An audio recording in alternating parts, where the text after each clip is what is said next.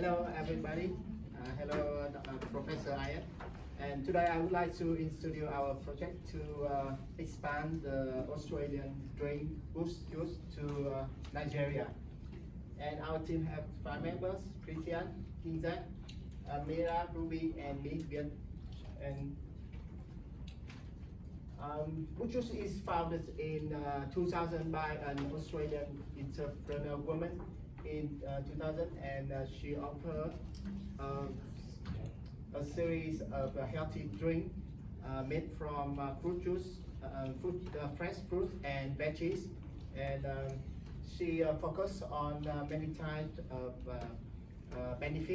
healthy benefits such as source of fiber, protein, low fat, and gluten-free, dairy-free, with many types of drink like smoothie, crushes, fruit juice, or blend. And after 21 years of development, Bush has now 580 stores in 15 countries over the world, including the United Kingdom, Singapore, Vietnam, Australia. And our ambition is to become a partner of the Bush, and as a master franchise. Master franchise means that we have the exclusive right to open the store and grant a sub-franchise who have just only open one store in Nigeria. And we will first locate our first store in Lagos City in the Nigeria. And why we choose the Lagos City, my teammate will explain it.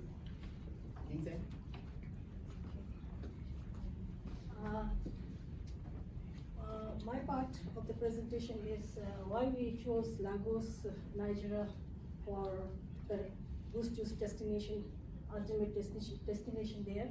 Is number one is because Nigeria has the potential to become one of the strongest economies of the world. This is because it has got one of the largest population in Africa, and it's one of the biggest population in the world. Nigeria alone has more than 200 million people, and in Lagos itself, it has around more than 20 million people. So that actually favors our establishment of our company here. And Lagos also has the maximum educated citizens with the rise of tech hub. So it's like our professor said, Bangalore has become a tech hub. I think in Nigeria, Lagos is the ultimate tech destiny. So this is actually favoring our business promotion there. And then coming to the weather part, Nigeria has a tropical kind of weather, which means it has got warm to hot throughout the year with average temperature of 31 degrees Celsius. So this is also in our favor. And Lagos also has the abundance of arable land that can produce a lot of fruits and veggies, which are the main ingredients for the boost juice. So this is also going to help us to export our business there. So health situation in Lagos, there is a rising trend of people suffering from blood pressure, diabetes, and neurological disorders. So we have the nutritional content of the boost, which is going to actually address this problem, and they're going to help the people through this. Next slide. Now, coming to the marketing condition, we have the competitors, the target groups, and promotion. In Lagos, there are also some companies manufacturing similar type of juices, such as Fab Juice, Bar, Simply Fruity, So Fresh. These companies also promote similar kind of juice, from plain fruit juice to the smoothies, different kind of smoothies. So competition can be a bit tough. We said, as any of the business, competition is there. Business only thrives if there is a healthy competition. So we welcome healthy competition in the business. Now we are actually targeting the university students and young professionals in the strategic locations like universities, malls, and cinemas, because you know that I already told you there Lagos has the maximum educated people, so this is going to actually help us to establish our company there. Now, looking at the promotion, as I told you that there are other companies that actually promote similar kind of stuff in the market. So we need to be very much fierce with our business strategy. So we are going to do the promotion through television, posters, internet, and radio. And unique, we will also try to offer unique and attractive offers like buy one get one free, or like taking them into membership, offering discount. So all this actually helps us to strategize our market in Lagos. We'll also maintain low cost strategy, but we'll also ensure the quality of this Tuesday. Thank you. My friend will lead the next presentation. Thank you so much. Okay, so when launching Boost Juice into Nigeria, we'll be looking to introduce 2 new flavours, which is cocoa palm and yin yam. And these are made from base ingredients of cocoa, palm oil and the yams. And these are traditional flavours which will feature at the franchises, and also franchises will act as a medium for the actual franchise to interact with local Nigerian consumers. Also, travellers who are accustomed and used to the Boost Juice range will also get to indulge and enculturate themselves with local flavours while they're there on holidays.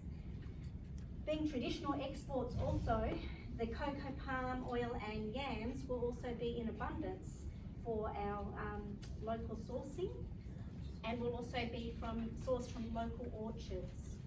And consumers can buy in confidence knowing that they're supporting both local and agricultural ventures. So we're looking to have social and economic values arise from this franchise.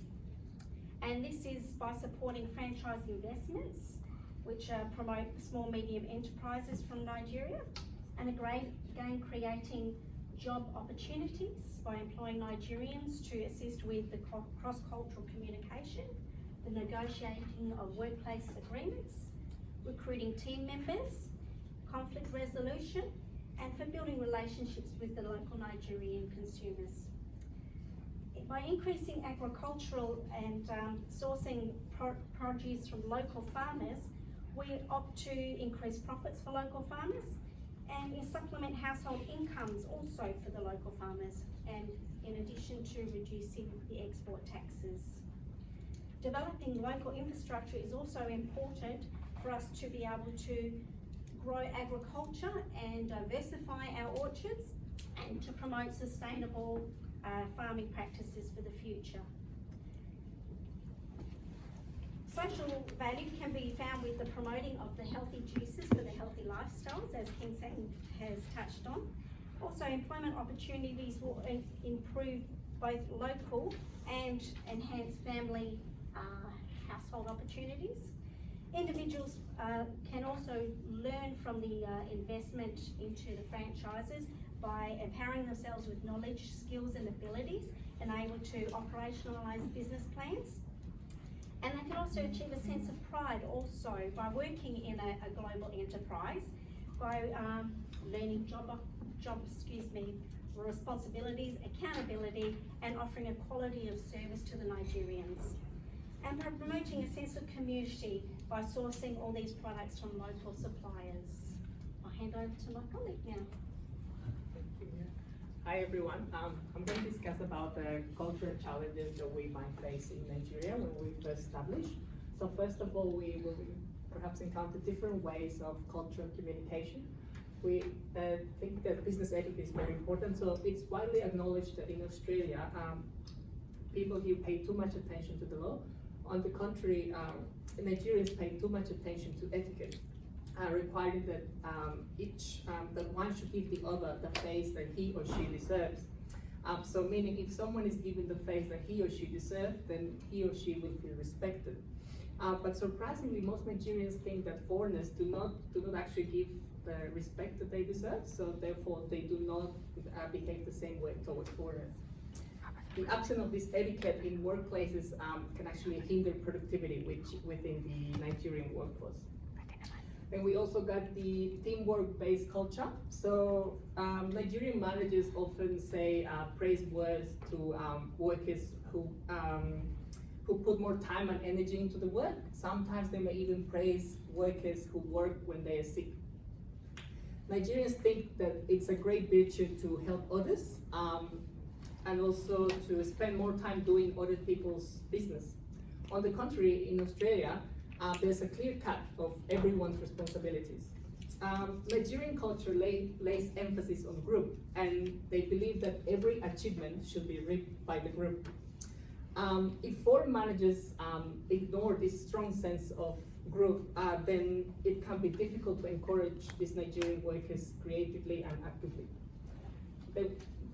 Then we move on to the organizational and personal management system. So family or household life is another issue that's most Nigerians pay great attention to. So the intimate relationship between the individuals and their families requires every Nigerian, or most of them, to take his or her family to where they live or where they work. So during the recruitment process, we might need to hire some experienced managers that might be based in Abuja, which is the capital of Nigeria, or in larger cities such as Kano or Ibadan.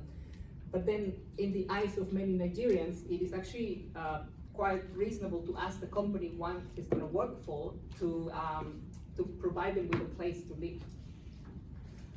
Then we go for their very male-orientated culture. So first of all, it's important to recognize in Nigeria, the way of life of the people is often used as a standard to determine how a business should be run. So this also applies to the business environment. For instance, a prolonged eye contact can be seen as rude or aggressive, and surprisingly, women may need to avoid it altogether, as it can be seen as a sign of sexual interest. Then we go, a 2016 research revealed that the dominance of men has prevented women from making prompt and independent business decisions. So women are not even allowed to work in the same industries or perform the same tasks as men. So in Nigeria, outside of agriculture, the informal sector is the largest employer of women, which is dominated by self-employment in small and medium enterprises. And according to the Council of Foreign Relations, Nigeria's GDP could grow by 23% or 229 billion by 2025 if women were allowed to participate in the economy to the same extent as men. Now I hand it over to my colleague. Thank you. So now I'm going to talk about how to overcome the three cultural challenges Cristhian talked about. The first one is different cultural communication. To overcome this challenge, it is important to study, implement, and show respect for the Nigerian culture. A great strategy to do this is to hire a Nigerian human resources manager to train all of the employees. What a better way for someone to train everybody about the Nigerian culture than a local. So the Nigerian human resources manager should also strongly emphasize on group building behavior, which Nigerians value the most. The second challenge is organizational system. So in order to avoid people bringing all their families to work, the first step will be to focus on hiring local employees. If it's the case that there's not enough local employees, then it will be essential to hire people from interstate, but we should focus on hiring first young single professionals or at least married couples without kids. And the third cultural challenge is male-oriented culture. So it is important to include a diversified group of people, equally men and women, but to avoid the cultural challenge of non-verbal communication and eye contact, it will be important that the communication between employees and higher management should be one way, just men to men and woman to woman. So the key to create successful business interactions in Nigeria are adaptability, flexibility, and patience. It is important to incorporate cultural programs such as training and coaching that create an inclusive work environment for multicultural people. In general, to overcome cultural challenges, it's also important to do a detailed market research and execute the right marketing strategy.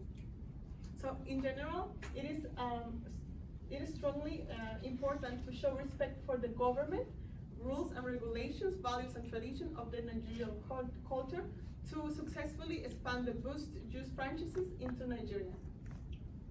Thank you, and you can see the references in the next slide.